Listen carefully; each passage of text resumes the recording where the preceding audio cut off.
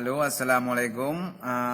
Merupakan lam dengan lon hati dengku. Bak videonya tanya akan dah bahas tentang video yang pegat di Abu Syir Ngasin yang komen masalah mujakir mana yang di laki referendum pakan referendum ronyo, wajib pakai hana referendum dan tertanya langsung pendapat dari Abu Suman Nangkau perlak, gimana pendapat orang Abu Suman tentang video Abu Syir Ngasin? Oh, tentang video Abu Syir Ngasin kan betul kan hana boleh yang referendum rampu jinau pegat referendum barokan pakan hai pegat. Jadi referendum pu bangka talu Prabowo baru referendum, ya kan? Ya menan yang betul yang pegah karena katanya hanjat lagi pang tibang dak tunduk kepada Pancasila gitu. Iplah dia buci ya. Ini hukum takhut. Ya, berarti pendapat Abu Syir memang sesuai dengan realita aja lagi ana. Hidup Abu Bakar Basir menan ke pegah. Itu berangkasal yang hana hukum Allah Taala termasuk kafir.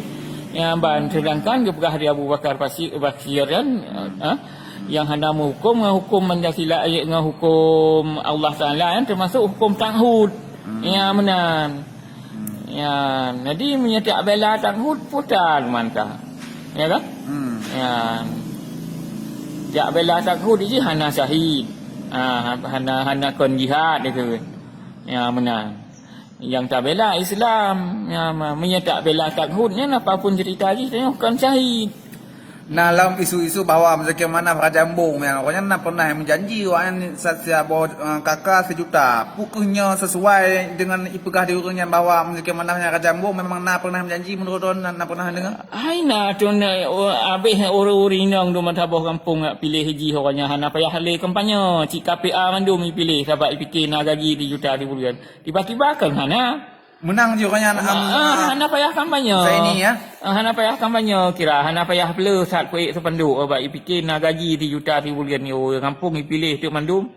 Oh, hari ini lon kan watanya lon di Malaya lon hana lon depa kibang kejadian di kampung memang hari ini ya. Hana ipegah nak haji pre lampa ni nai pengun. Ban. Oh, berarti sesuai lah kalau menyana taglar muzakir manafnya Kerajaan Bung. Ceritanya ni kai gelar memang kaagenya digelar aja Abu Syir pegah dah.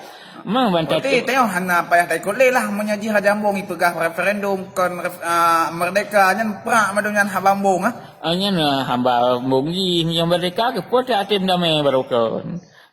Duk age pegah di Wali Nangrau termasuk Wali Nangrau Aceh indah tu danya pengun di Jawa Kasdanya. Okey. Kasih enal ada pegah untuk datang bola Abu Suman. Terima kasih dan selamat menikmati.